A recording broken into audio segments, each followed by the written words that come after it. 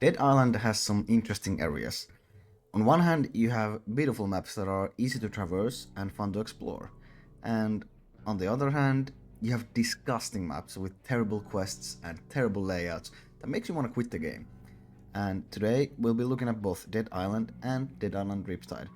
We're gonna figure out which of these areas is the best and which is the worst using a tier list. Once again, this is purely subjective, but I'm going to try and bring out the good and the bad from each area. Spoilers ahead, but I assume anyone who's gonna watch this video has actually played the game anyway. Without further ado, let's get started. Now I'm gonna go in a chronological order, so we're gonna start with Dead Island 1 and work our way through Dead Island 1 and then go to Dead Island Riptide. So we're gonna start with the resort. The resort is the first area you get to properly explore as you want, and it's easily the best. It's beautiful, filled with pools, beaches, bars, a majestic hotel, and a beautiful lighthouse. I mean, I'd spend my holiday in this place for sure if it wasn't for all the dead bodies and zombies littering the milieu. And it's quite relaxing at times, but death can lie around everywhere if you're not careful. The resort's weakness is the fact that it's pretty big and all of that area is unfortunately not used very well. Unless you're going for the developer weapons, the area behind the tunnel gas station is completely useless, and the new player doesn't know about these developer weapons, so it just looks like wasted space for them. And even if you knew, the skull altar is the only thing over there, and once you've done that, there's no reason to go back.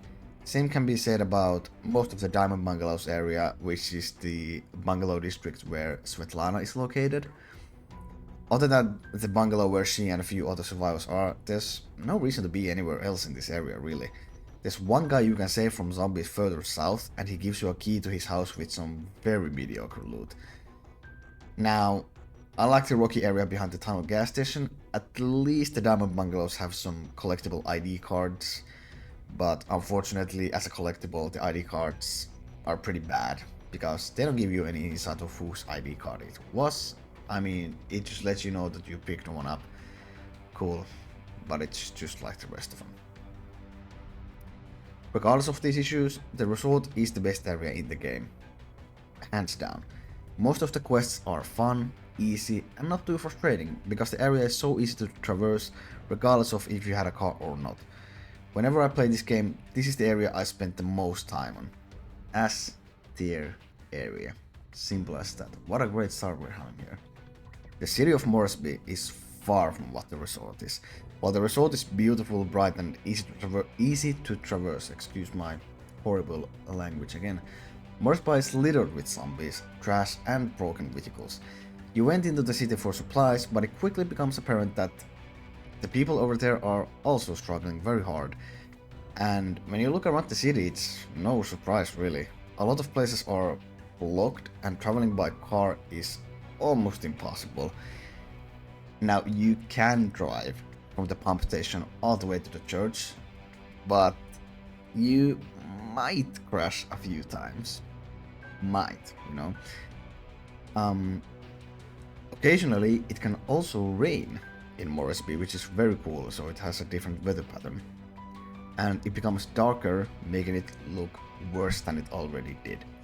There are also a lot of small alleys and passages, and this time the zombies aren't your only concern. You have to be careful, because there are also some street thugs that will shoot you on sight if they see you, and they're all over the city.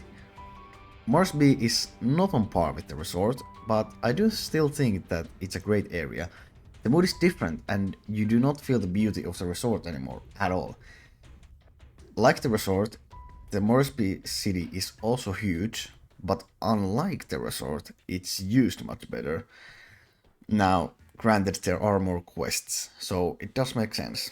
However, I did mention that Moresby is a little harder to explore, because, like I said, a lot of the roads are completely blocked, and you'll have to use rooftops and alleyways to make your way through the destroyed city. And, you know, it's not frustrating if you've played the game a lot and you know your way around the map, but again, for a new player, they will struggle to find their way around Moresby, because finding the correct path isn't that easy all the time. And that's why the minimap is very, very crucial for someone who doesn't know where to go, since if you walk astray, you might have to find a new way around, because there are a lot of dead ends in this map. Overall, Moresby is a solid successor for the resort. It changes the mood completely and amps up the difficulty of the game as well. It's not as fun as the resort, but it's still a very good part of the game. Very enjoyable. Moresby deserves A tier. A zombie game without sewers is hardly a zombie game at all, let's be real. But how important are the sewers of Dead Island, really? Is it even necessary to go through them? Is there reason to go back when you've gone through them already? Are they hard to traverse? Well, for the sake of the story, the sewers do play a huge role. You go through the sewers because you need to get to the quote-unquote rich part of the city, where apparently all the supplies are, because the bridge that connects the slums and the rich part of town has been destroyed, so you take the sewers. It's pretty simple, but it works. However, other than that, the sewers are useless. There's only one time in the game where you need to use the sewers, and that's when you're going to the police station. And the game is trying to make the sewers seem important in the quest by guiding you to the other side of the map, so you can actually travel through the sewers more than like 50 meters. Because in reality, if you just enter the sewers in front of the police station, you take a few rights and a left, and you're already there. They tried to make the sewers seem important for this quest, but if you know where to go, there's absolutely no need for them. And also, after you're done with the main quests involved with the sewers, they're not used again. I mean, yeah, you can go back, but what for? There are collectibles, and there are some skulls and altars you can use for developer weapons, and you can go back to the city hall if you want to farm diamonds. But honestly, you should have done that in the first place when you were actually there. If you didn't know, well, fear not. They're not that important anyway, so it doesn't really matter. Like, the sewers become completely obsolete after you're done in the city. But they remain there if you wanted to go back for whatever reason. There are no side quests involving the sewers, and considering how much area there actually is in the sewers, a lot of it is wasted. There are some collectibles, but they're all located in the areas that lead towards the town hall. Which means that there's actually like almost no reason to go to half of the places in there, and overall this area is pretty forgettable. The sewers are okay, like they have a reason to be there for the plot, but other than that, they're just there. They're very forgettable and there's almost no reason to go back, like I said. They're not too difficult either, like sure you see the new enemy, the floater, but other than that, it's a pretty simple area, and honestly it's a bit bland. Like every place looks the same, honestly. Sewers go into C tier. After the sewers we get jungle. Now, jungle is another huge area. Again, story-wise, it's very important since we're looking for a guy who can take us to the prison to meet the guy on the radio. As a map though, the jungle it's not good. It's very big, so you pretty much need a car to traverse the area, but there are a few routes that are blocked. For example, the collapsed overpass, which would allow you to travel all the way around the map with ease. And then there's the destroyed bridge, which blocks you from progressing with the car in the first quests. And you get a frustrating escort mission to start of the jungle, which is not fun at all, since this game has some of the worst escort missions I've ever seen. More on that later.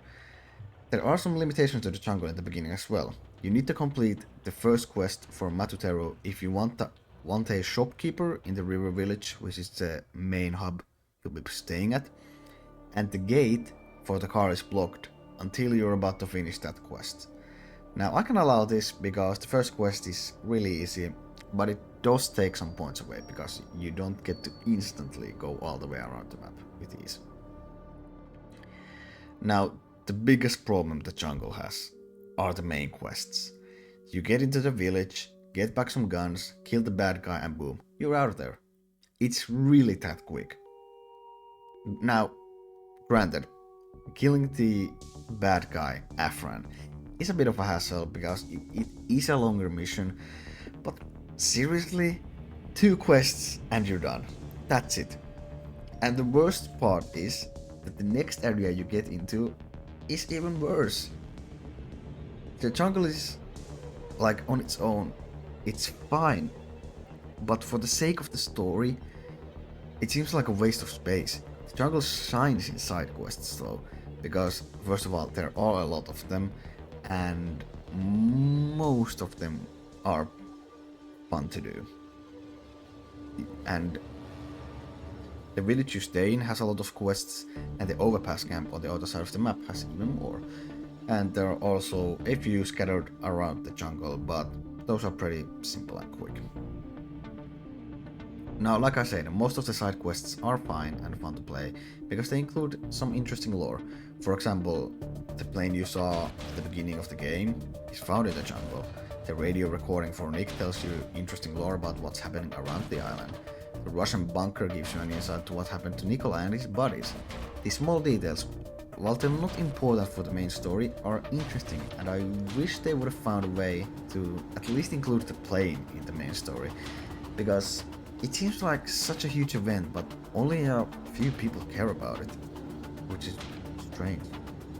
Overall, the jungle is short-lived without side quests and pretty boring if you're only there for the main quest. It's nowhere near as fun as the city or the resort, but it's still not the worst of the worst. Jungle goes into D tier. Like I said before, the follower of the jungle is even worse. The laboratory is pretty small overall, so it does get credit for that, and the lab itself is pretty cool. But that's about it for the good things this place has.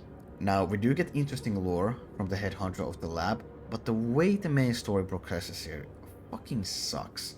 Dr. West needs time to analyze samples, so he has you help his colleagues while he works on his research. Most of these quests are okay, because they're fun and you get to kill zombies and see the surrounding area of the lab. But why do I have to carry a jerry can for more than 20 meters? Like, if you've played this game, you know how painfully slow and frustrating it is. It's so dead, honestly. It's one of the worst quests in the game, and it's super easy still, but it's just so frustrating and slow. Also, never have I ever seen so much NPC escorting. Holy shit. You have to escort the native leader, Ope, to Moment's boat first. Cool, it's a little frustrating, but it's short enough not to be too annoying. Then you get to the catacombs, which we'll talk about more in a bit, and all you do there is escort Ope around the entire map. God damn, it's bad. It's so bad. It's so bad. And guess what happens after that? After you're done with Ope, you escort her daughter, Yerema, out of the catacombs, while she runs away and you deal with the dozens of infected chasing you. It just keeps going and going. And, well, okay. You get out of the catacombs, and like I said, I'll talk about the catacombs in a bit. This is not an issue with the lab, issue with the catacombs, but we'll get there in a bit. However, after you get out of the catacombs and go back into the lab area, guess what you have to do? You have to escort that son of a bitch on foot all the way back to the lab. And you can't just take a car like a normal human being. No. Like, what? The car is right there. Why won't you just be able to take it? What's the fucking reason? And also, you have to go through an alternative route, which is longer. Now, granted, it wouldn't be much of a mission if you just drove your way to the lab, but at that point you've been escorting an NPC for like half an hour or so. Like, isn't that enough, for fuck's sakes? Just let me drive to the lab with the girl in my car and get this shit over with. This part of the game is so bad that it always makes me want to quit. It's so bad. Like, these fucking escort missions time and time again, are absolutely terrible. Now that I've done ranting, in the end the lab works well with the story and gives you interesting lore, but the gameplay and the quests, they fucking suck. F tier area, and we move on to the next one.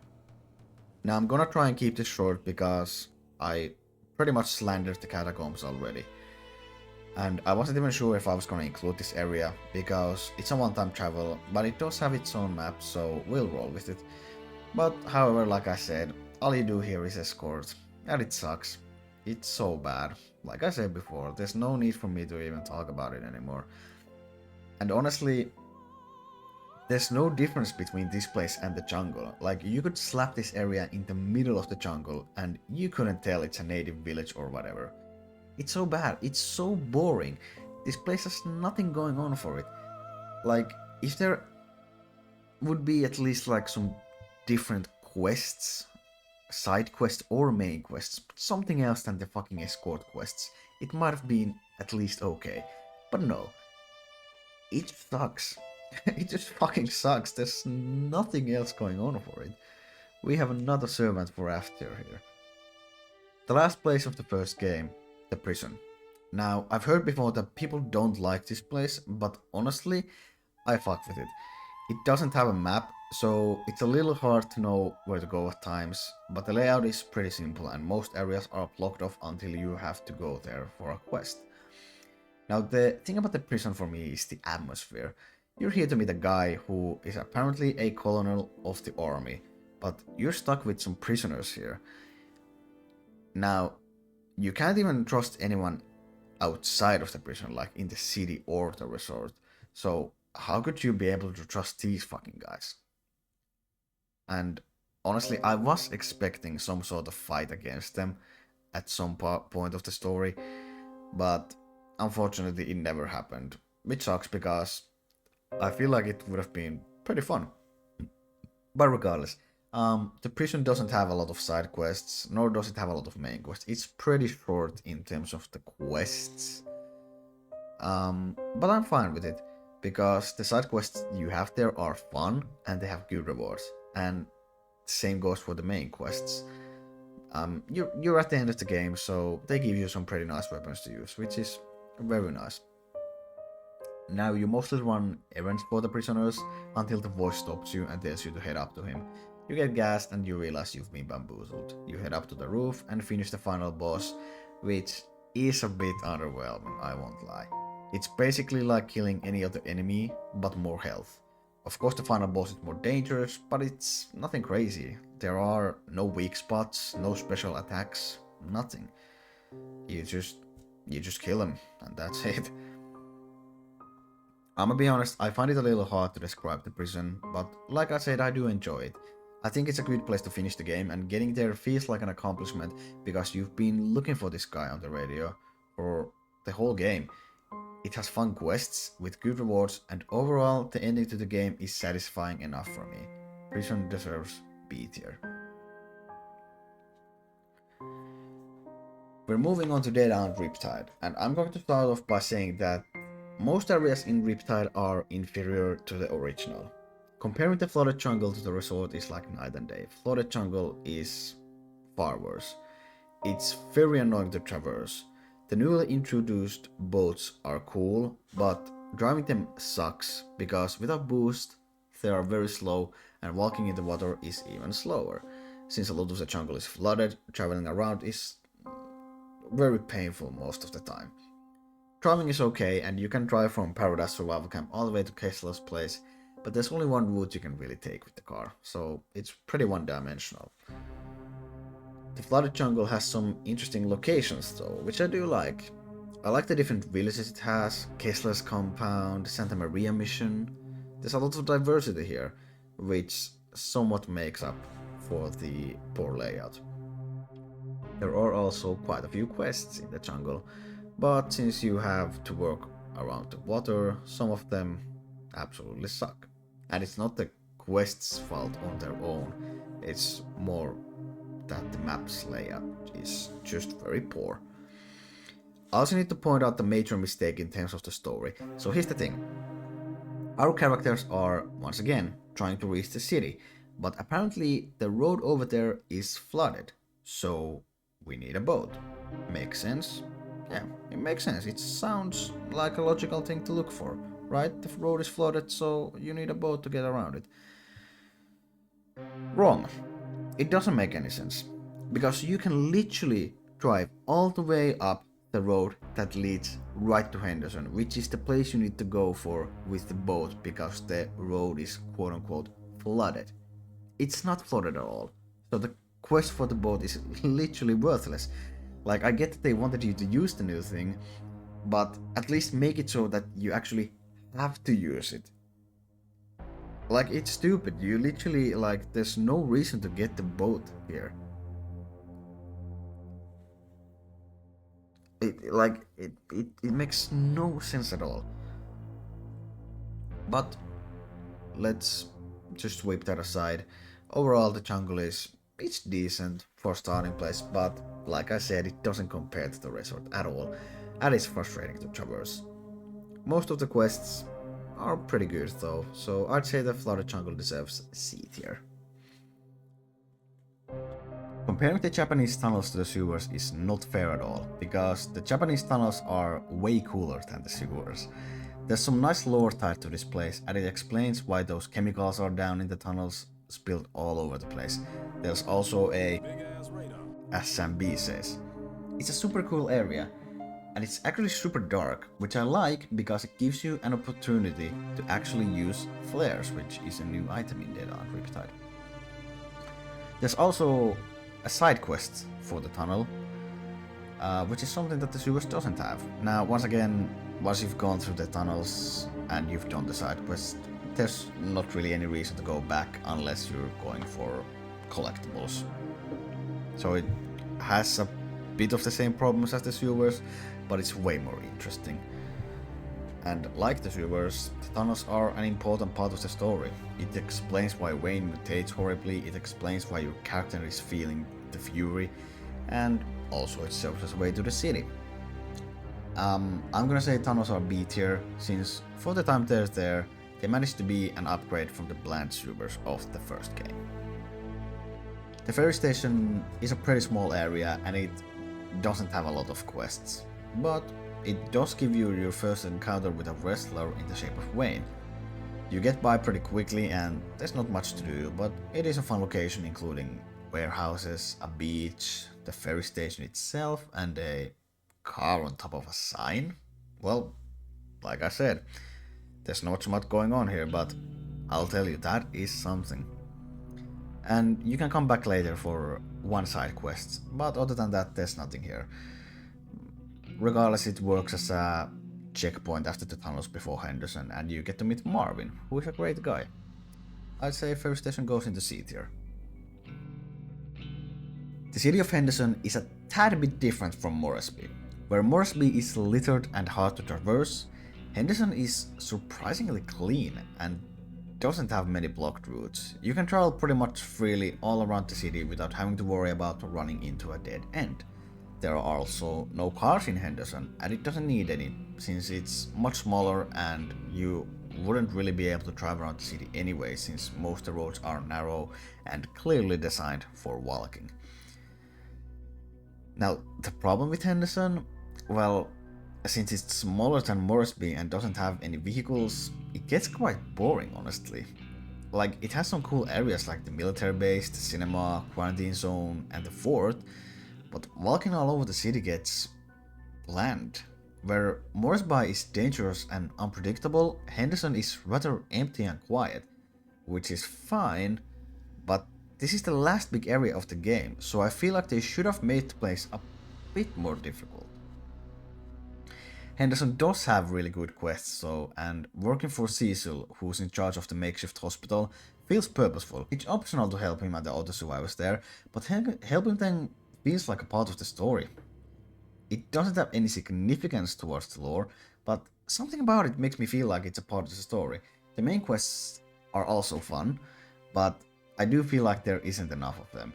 If you just went through the main story, the venture in Henderson turns out to be very short, and It's the same problem with Moresby, but both of these cities have good side quests and a lot of them, so they make up for the lack of story quests. Now, lastly, I want to talk about the cinema as the main hub. It has a good location, but God forbid you forget to lower the ladder from the entrance, because you'll have to walk all the way behind the cinema and go through the roof to get back in. Now, the route is not long, but for some reason the market area that takes you behind the cinema is flooded. So walking is pretty slow and you need to deal with some drowners. Now drowners aren't hard or anything like that, but it's just so painfully slow. Though I feel like the problem here is more me being scatterbrained than not being obvious enough to drop the ladder. But regardless, it's not that big of a problem. Henderson is a solid place and it goes into A tier right behind Moresby. Last but not least, we have the docks, which are located in the quarantine zone. Our characters are once again looking for a boat to escape the island, and while we're looking for it, we find out some pretty disturbing information from some computer logs. We also meet Harlow, who disappeared earlier, and she is not as friendly as she used to be at the beginning of the game. Now, purely based on gameplay, the docks are pretty boring. The area mostly consists of long dark hallways filled with zombies. I'm fine with the zombie part, but the layout of the area is very boring and I wish it had something else going on for it. We get another boss fight as well here in the docks, which, like the first game, is pretty lame. Like, you're pretty much guaranteed to win, because as soon as you get to the stage where you actually get to fight Harlow, you're pretty much invincible. It's pretty boring, but honestly, we're not here for the boss fights, like really. And I will say, the lore makes up for this empty area, and seeing Serpo die as well, it's a nice start, it makes up for some of it. And yeah, long and short, story-wise this place is fantastic, but in terms of gameplay, it's pretty boring. And I'm gonna put the dogs into D tier because, honestly, good story doesn't matter if playing for it isn't very fun. And there we go, we're done. Let me know your thoughts if you have any. More Dead Island videos coming later, and I've also got plans for some other games as well. That's that. See you in the next one.